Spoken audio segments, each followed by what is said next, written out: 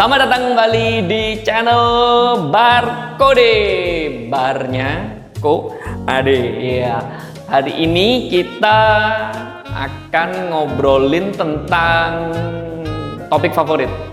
Topik favoritnya Ko Ade. Apa itu? Tidak lain dan tidak bukan adalah masalah grinder, guys. Grinder lagi. Ya gimana ya? Namanya grinder salah satu komponen yang paling penting untuk hasil rasa kopi yang diseduh. Yang paling penting pasti bijinya, mungkin di video-video sebelumnya bisa dilihat. Terus yang bikin harus ngerti gitu ya. Terus ketiga, grindernya sebelum metodenya, grinder duluan. Jadi kali ini kita akan ngomongin tentang sebuah grinder yang secara brand tidak asing. Cuman grinder model yang satu ini agak bisik-bisik. Soalnya belum officially dirilis. Jadi kita akan ngomongin grinder Kino, tapi bukan yang itu. Itu kemarin udah sempat kan, ini M68. Terus yang ini Kino klasik. Kita mau ngomongin grinder yang satu ini, yang cantik ini. Kenapa ya? Apa nih? Wah, ini bukan dimodif sendiri ya guys. Ini literally dari sono memang pakai warnanya mereka bilangnya apa ini ya?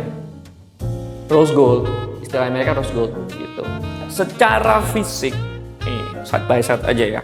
Ini Kino klasik, Kino klasik, the first grinder yang mereka rilis deh. Jadi secara fisik sangat mirip. Di dalam originalnya juga mirip. Dua-duanya masih M47, berarti masih 47 mili yang multipurpose ya, basically karena mereka juga punya grinder berlain yang untuk pour over ya, pour over bar. At the moment di dalam sini ada pour over bar, yang di dalam sini masih M47 biasa yang comes with the grinder gitu ya. Yang klasik juga biasanya comes with that juga sih gitu. Cuman hari ini kita nggak akan do taste test karena dengan hasil grind set yang sama, teorinya akan mengeluarkan rasa yang sama atau ya within tolerance lah ya, kan masih macam-macam, ada antara waktu ngebrew ada user errornya juga gitu. Cuman karena pisaunya sama dengan grind setting yang sama bukan secara angka tetapi secara partikelnya sendiri, teorinya hasil seduhan juga akan sangat mirip gitu. Cuman yang akan kita bahas saat ini adalah apa sih bedanya? Oh, yang ini namanya ke depan akan dikasih nama Kino Wave seperti itu. Jadi di line up-nya Kino sekarang ada Kino klasik, Kino Simplicity masih ada nggak ya? Mestinya ada. Terus ada Kino Phoenix. Terus untuk body yang model seperti ini yang ada garis-garisnya ini ada Kino Rebel sama Kino Titan. Kino Titan limited, Kino Rebel sepanjang yang kok ada tahu nggak limited. Yang ini nggak tahu. Tapi waktu kemarin ngobrol-ngobrol nggak tahu Mas ini bakal limited atau enggak. Perbedaannya antara dua hal ini, secara kalian lihat ya, yang pasti sih secara warna pasti beda ya. Ini ada warnanya rose gold untuk apa ini ya, crank handle-nya. Terus ininya untuk lip hoppernya di bawah juga iya beda, pink, semuanya metal. Terus secara bodinya sendiri sangat mirip dengan Kino Rebel ataupun Kino Titan, yang Kino Titan V2 yang ada garis-garisnya ini. Jadi nggak mulus seperti ini. Kenapa? Untuk memudahkan kita untuk ngegrip. Oh iya, tadi pesan sponsor dari kameramen saya kelupaan. Seperti biasa, disclaimer, barang-barang yang kalian lihat di meja ini semuanya adalah milik saya pribadi. Ini nggak sponsor, Kino nggak sponsorin saya. Semuanya ini adalah milik Ko Ade pribadi. Jadi semua yang ada di sini tidak ada influence dari luar, murni pendapat Ko Ade sendiri. Oke, balik lagi. Jadi secara body itu ada ridges-nya untuk memudahkan tangannya biar nggak slip gitu ya. Di original packaging-nya tidak ada karet rubber yang biasanya kalau nggak salah comes with that itu Kino Phoenix rasanya ada. Tapi kalau ini nggak ada. Terus satu lagi yang mungkin bisa kelihatan cukup prominent adalah bentuk thumb stoppernya. Thumb stoppernya di sini bentuknya cuma begini aja. Seperti namanya, thumb stopper itu untuk nge-stop thumb ya. Jadi pada waktu nge-grind, thumbnya bisa resting di sini sehingga mencegah grindernya untuk slide around kalau misalnya waktu nge-grind. Sedangkan yang ini bentuknya sticking out begini dan bahannya beda. Yang ini kayak very hard rubber sih kelihatannya ini, atau very hard plastic. Sedangkan yang ini metal. Nah, yang ada sedikit lagi berbeda adalah bahannya guys. Kalau body semuanya metal, axle-nya juga metal keduanya. Cuman beberapa parts yang terutama yang berwarna pink ini semuanya mereka pakai bahan aluminium. Tujuannya untuk apa? Tujuannya untuk bagi yang udah pernah megang Kino Classic. Kino Classic ini lumayan berat ya guys. Jadi Kino Classic itu beratnya, mari kita timbang bersama-sama. Kino Classic ini bobotnya the whole unit termasuk sama ground catchernya di bawah itu di angka 1159,5 dis per kilo unit, 1159,5 gram. Jadi 1,16 kilo. Sedangkan untuk Kino Wave sendiri beratnya, bobotnya ada di 1042,2. Jadi ada perbedaan yang cukup signifikan ya, di atas 100 gram. Loh, kok cuma 100 kan 100 gram, tapi kalau 100 gram dari kayak 1,5 kilo kan hampir udah kayak 10% gitu ya. Jadi ini lebih mudah, lebih ringan untuk dibawa-bawa begitu. Nah, selain itu untuk adjustment grindernya sendiri masih sama. Jadi atasnya ini ada locknya, di unscrew sampai kalau ini mah jelas ya. Ini aja dong di demoin. Di unscrew. Kalau mau di adjust nih di unscrew, di loosen aja, nggak usah sampai unscrew all the way. Terus di sini ada angkanya dan ada penunjuknya dari this part yang dimana cranknya goes through ini ya. Ini bisa diputer. Nah, salah satu yang agak berbeda adalah kalau di nol kan, jadi kalau kita eratkan, kita tighten sampai 0, mari kita lakukan dua-duanya. Ini meskipun di dalamnya pakai pullover bar yang di klasik ini, kalau kita nolin dua-duanya, ini 0. Ini juga di nolin sampai udah nggak bisa diputar lagi ya. Terus kita tighten atasnya. Yang seperti Anda bisa lihat, ini ngelock guys. Untuk yang klasik ini ngelock, nggak bisa gerak udahan karena bernya dua-duanya ketemu dan ngelock. Sedangkan untuk di Wave sendiri masih bisa muter. Nah, dari situ secara grind adjustmentnya teorinya akan lebih banyak step, meskipun ini stepless ya, step dalam arti kata karena dia bisa sampai lock.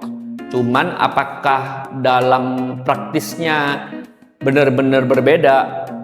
Kalau menurut saya pribadi nggak juga. Karena kenapa? Karena ini pun bisa untuk ngegrind meskipun nggak usah di nol aja, dia bisa ngegrind all the way up to Turkish seperti yang kalian tahu itu hasil grind settingnya udah kayak bedak ya, itu bisa. Sedangkan kalau ini sampai ngelock ya obviously malah nggak bisa ngegrind gitu ya.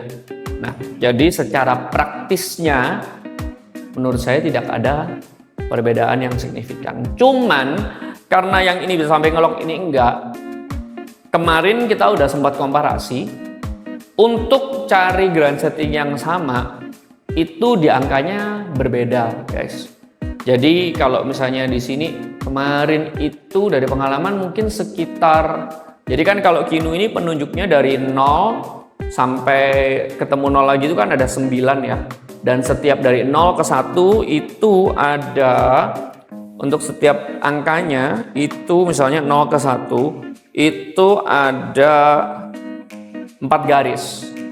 Jadi kasarannya 0, katakanlah 0,25, 0,5, 0,75, terus 1, terus 125, and so so on and so forth sampai di 9, which is sama secara marker dengan yang klasik gitu.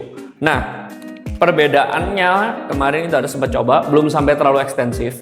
Cuman kita ngegrindnya untuk espresso karena espresso kan lebih picky ya. Jadi ada perbedaan sekitar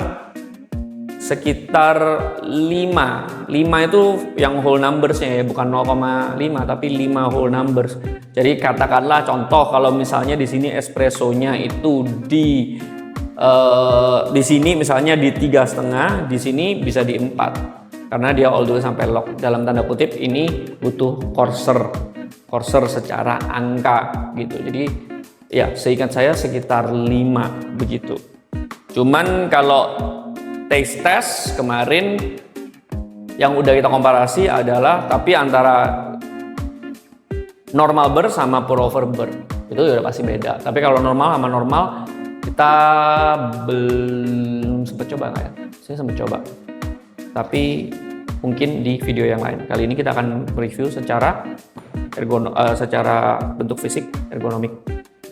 Nah, kira-kira begitu. Terus ini belum diriliskan dan dia bilang ini thumb stopper ini bentuknya kayak begini karena nanti ke depan ada fungsi lain. Mereka akan merilis motor untuk bisa dikonek ke sini sehingga bagi kita termasuk saya mungkin ya, kaum rebahan yang agak males untuk muter secara manual ya, mungkin ada harinya ya kita yang kita lagi bersemangat, oke, kita mau lakukan manual, tapi ada hari-hari yang kita lagi kayak males gitu, nanti bisa dikonek pakai motor, nanti dia bisa ngegrind sendiri guys, gitu ceritanya.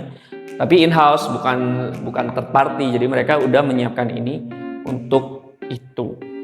Juga waktu kemarin mereka do update on M68 juga, tapi that's a whole different topic. Jadi all in all itu perbedaan antara kedua grinder ini, yang sama-sama M47, yang satu klasik, satunya wave. Sekarang kita juga akan, ya meskipun kita nggak akan do taste test, kita akan ngegrind ini biasanya di 45 untuk manual brew ya. Oke, mari kita coba bersama-sama. Ini 35, ini 40. Nggak bisa deh, lupa guys. Ini pour over burr, jadi nggak bisa di-compare. Ya, jadi komparasinya nggak jadi guys. Soalnya tadi kok ada yang bilang di depan, karena burr yang currently install di sini itu yang pour over, yang ini burr originalnya Kino M47. Jadi we will do the comparison another day. Nah, jadi kira-kira itu sedikit mungkin first impression ya. First impression, bukan in-depth review, sama comparison sih, lebih ke comparison. Apa yang sama, apa yang berbeda. Oh, satu lagi yang berbeda adalah material dari crank handle-nya sama dari catch cup-nya sendiri, ground catch cup-nya itu beda. Dua-duanya sama-sama magnet, tetap, cuman bagian luarnya ini beda. Yang ini semua aluminium. Kalau yang ini some kind of hard rubber / plastik begitu, tapi semua yang lainnya sama-sama metal. Jadi demikian first impression sama comparison antara di upcoming Kino Wave dan Kino Classic.